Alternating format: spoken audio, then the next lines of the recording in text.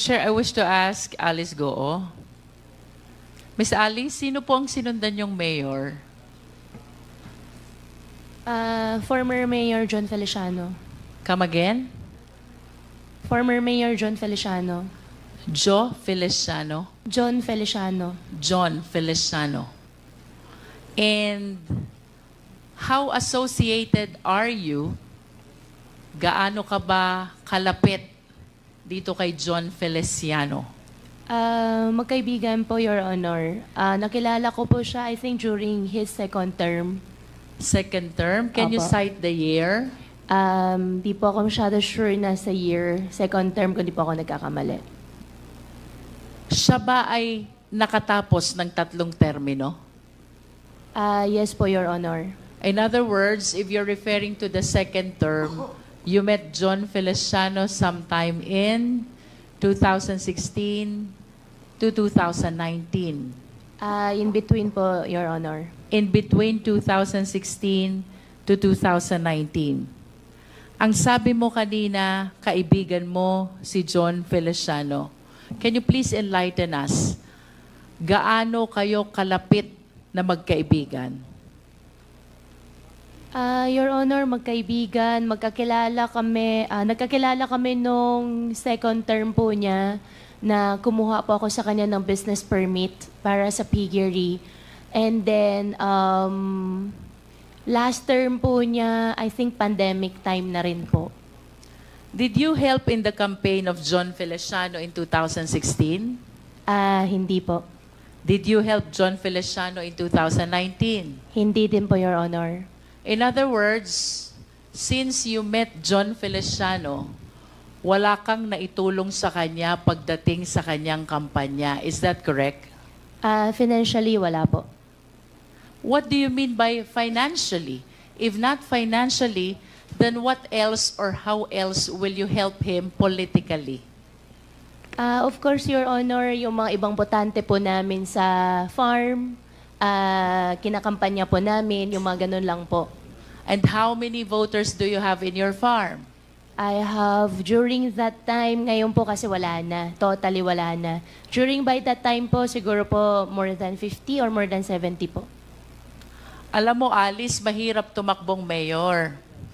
As a matter of fact, it is very difficult to win kung wala kang leaders, supporters, na tutulong sa'yo.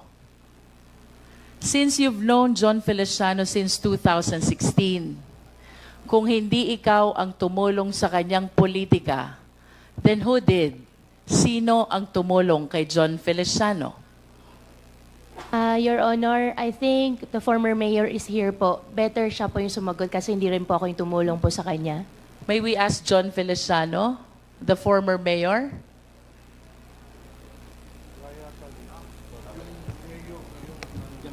Yan, dito kanina. Mayor Feliciano? Can you please occupy one of the chairs?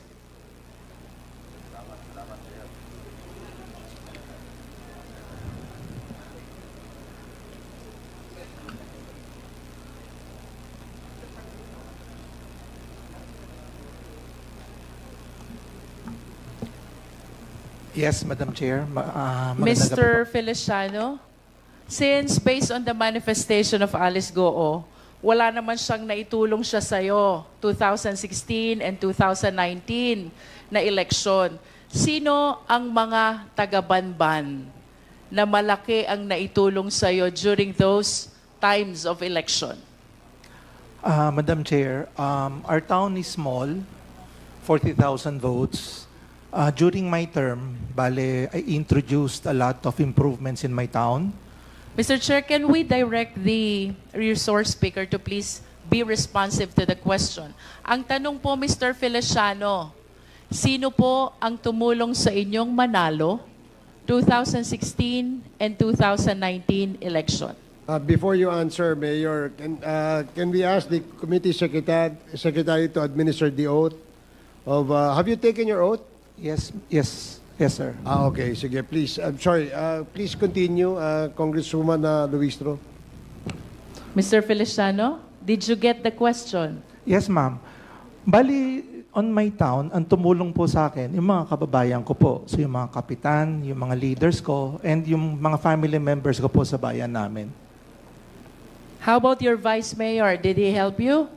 Kasama din po sila. Si Vice Mayor William Cura po ang kasama ko. No? Malaki bag na itulong sa ni vice mayor? Physically po. Physically. How about your council members? Did they help you? Yes, ma'am. Actually, I'm proud to say, on my second term, isa lang po ang nalaglag sa mga councilors ko. So 7 of your 8 members Yes, Madam Chair. dedicated their support on your 2016 and 2019 election. How about the barangay captains? Ilan ho bang kapitan mayroon kayo?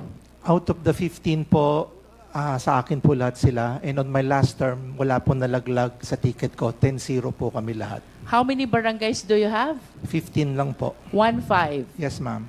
And the total of 15 barangays all supported you during your 2016 and 2019 election. Yes, Madam Chair.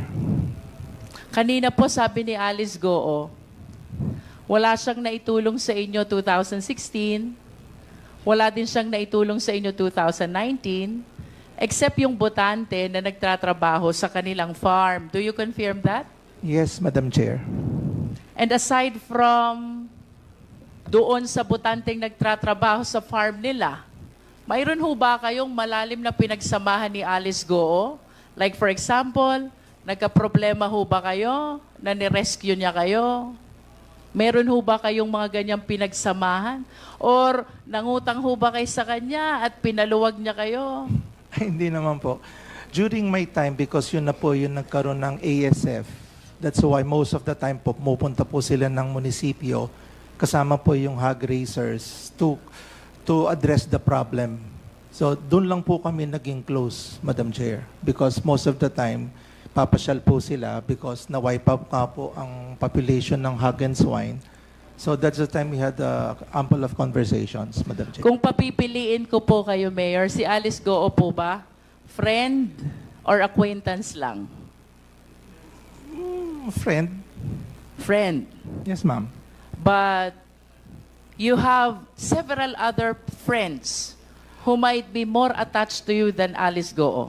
Do you confirm that? Marami po, syempre. Marami, Opo. no? Ang gusto ko pong itanong, Mayor, considering na si Alice Goo, wala namang naitulong sa inyo 2016. Wala ding naitulong sa inyo 2019. And you even said that there are several other friends who are more attached to you than Alice Goo. Bakit po siya ang in-endorse niyong tumakbong mayor? Madam Chair, yung during my time, dahil maliit lang nga po ang bayan namin, I believe a good businessman should be the one running the municipality or local chief executive. Mayor, why do you say that Alice Goo is a good businessman? Because from the time I knew her, 2016, siya na po ang sabihin na natin na responsible po doon sa mga piggery nila sa bayan ng Bamban.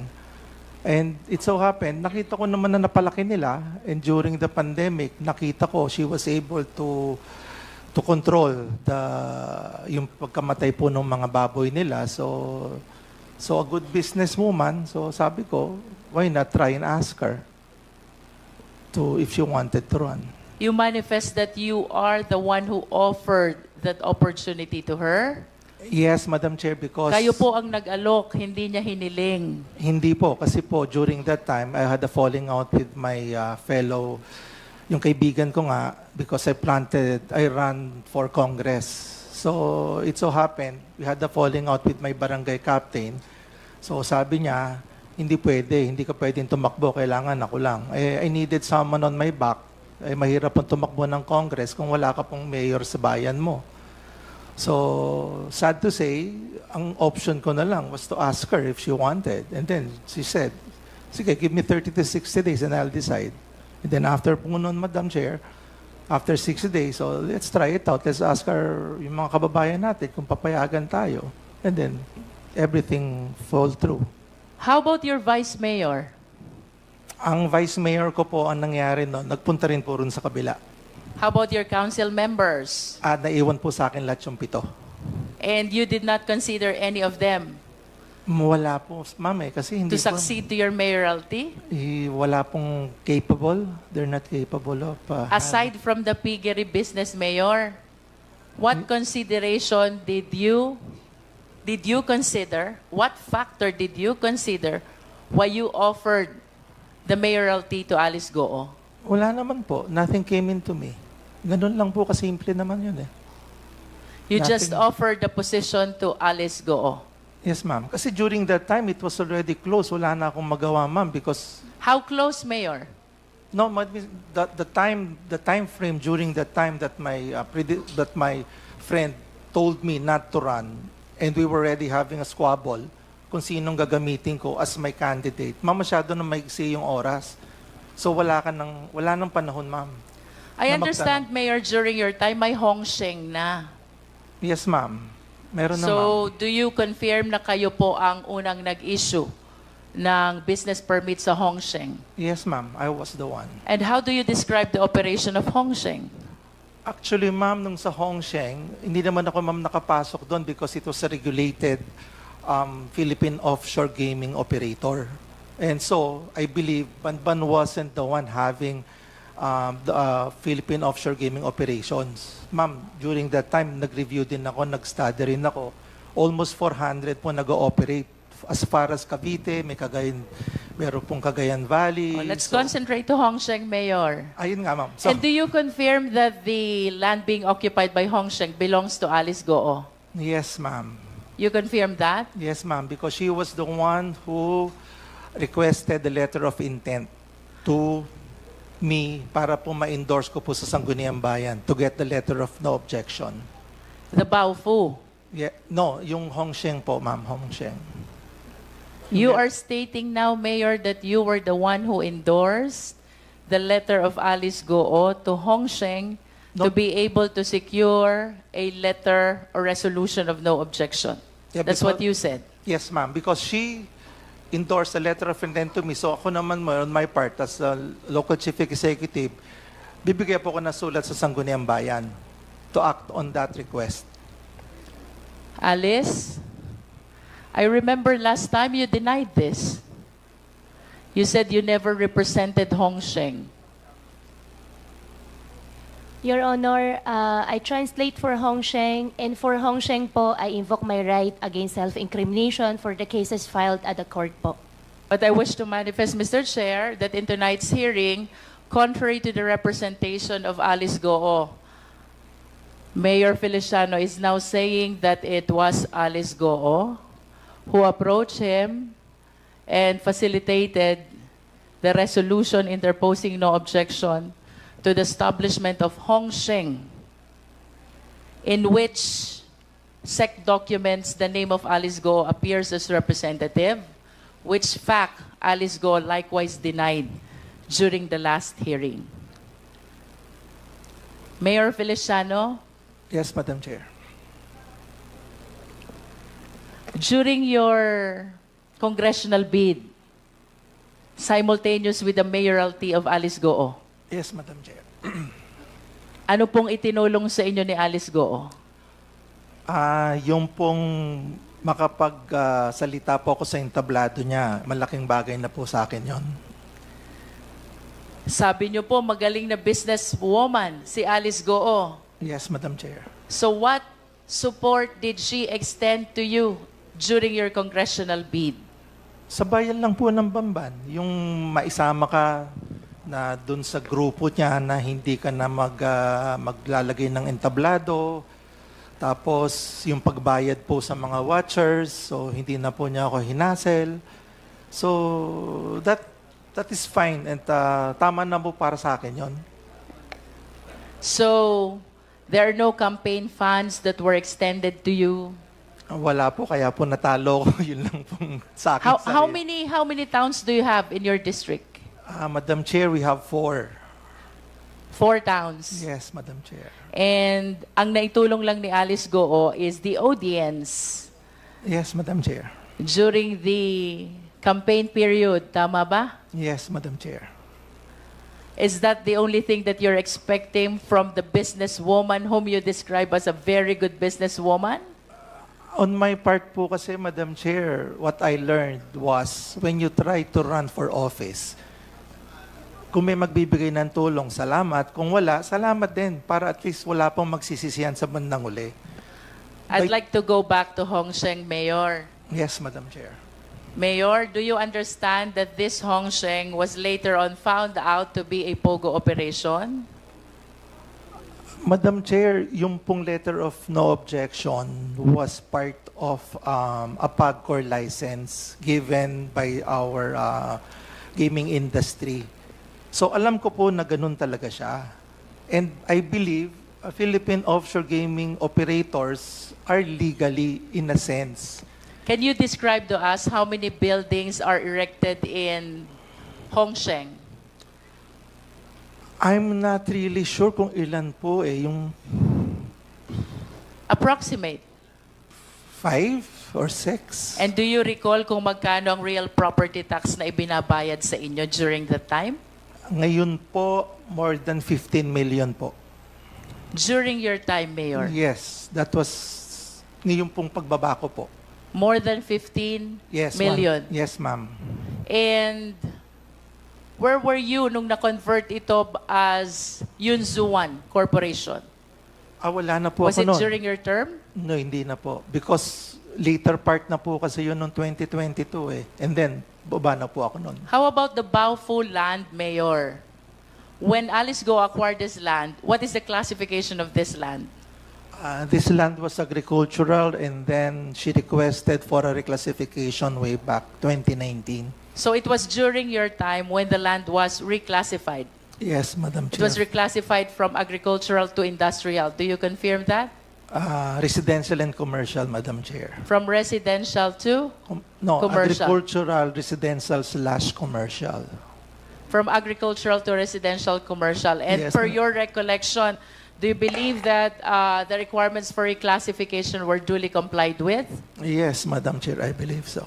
Yes. And with respect to Hong Sheng, Mayor, the entire process of this resolution or letter interposing no objection, it was Alice Goo who was representing Hong Sheng. Do you confirm that? Yes, Madam Chair, because her name was written also on the Sangguniang Resolution. And aside from the name being written in the Sangguniang Bayan Resolution, it was Alice Goo, or likewise, who is lobbying with the Sangguniang Bayan, and even in your office. Do you confirm that? Actually po, hindi naman naglabi. She just submitted the letter of intent. How To my many office. times did she visit your office to represent Hong Sheng?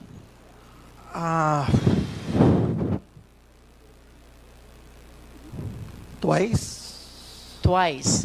Twice, I think. If you are aware, how many times did he visit the Sangguniang Bayan for the purpose of that no objection for Hong Sheng? Once? I wish to manifest, Mr. Chair, that contrary to the statement of Alice Goo, that she never represented Hong Sheng during its application for permit and even in the issuance of letter or resolution of no objection, John Feliciano is now testifying that it was Alice Goo who represented and facilitated the no objection resolution for Hong Sheng, the POGO operation. I submit, Mr. Chair.